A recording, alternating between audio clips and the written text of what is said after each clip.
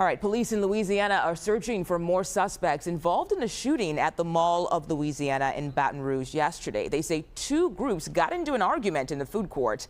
One person was killed and 5 others injured. 3 of the victims are seniors in high school. I want to bring in Anna Schecter. She's a senior coordinating producer for the CBS News Crime and Public Safety Unit. Thanks for your time today, Anna. So we're learning 5 suspects are in custody. What are you hearing about all of this hour and exactly what happened here? Well, this was extraordinary, Mugo. Yesterday, we were sitting at the desk covering this live breaking news. Just shocking, terrifying when someone, and in this case, multiple people were involved in a mass shooting inside the food court at that mall. It was probably crowded at the time. It unfolded around 1:22 p.m., right around lunchtime that's when people are going to the food court. So police told us that there are 2 groups of people and that they had some fight with each other. It was unclear how many people actually fired, and we are still waiting for more details. 5 people in custody, multiple wounded. Yesterday we heard 2 were in critical condition, and it's just shocking. And it sounded to me yesterday like it could be gang violence. We're still, I want to hold off though until we get a full report. You did have multiple agencies, though, supporting, given that it was such a crowded place and really just shocking events that unfolded there down in Louisiana. Yeah, just crazy to think there was no thought for anyone around them. They were just shooting. Anna, I also want to ask you about this because authorities say they stopped a man that planned to carry out a mass shooting at a jazz fest in New Orleans. How did police stop this before it happened? This is really interesting. What police did is they leaned on their partnership with a tech company called Flock Safety.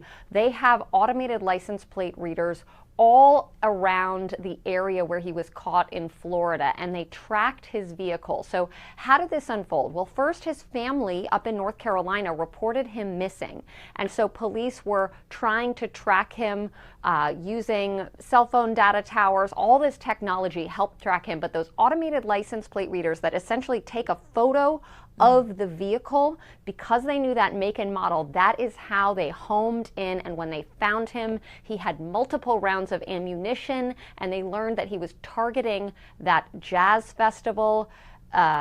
Clearly, that would have been horrific if he had carried that out. So just great work by law enforcement, leaning on the technology at their disposal in this case. Yeah, agreed. Okay, so a woman in North Carolina, she was arrested for a plot to, quote, kill as many Jews as possible in Houston. What more can you tell us about that one? Well, this is really a mystery. We have so few details about this young woman. Her photo is out there.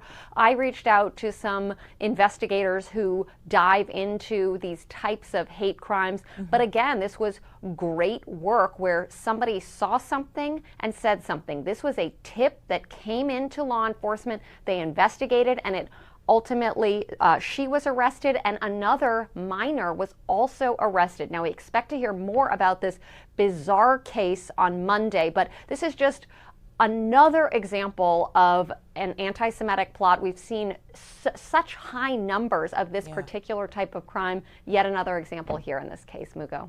All right, Anna Schecter, thank you for walking us through all of those cases. Appreciate your time today. Good to be with you.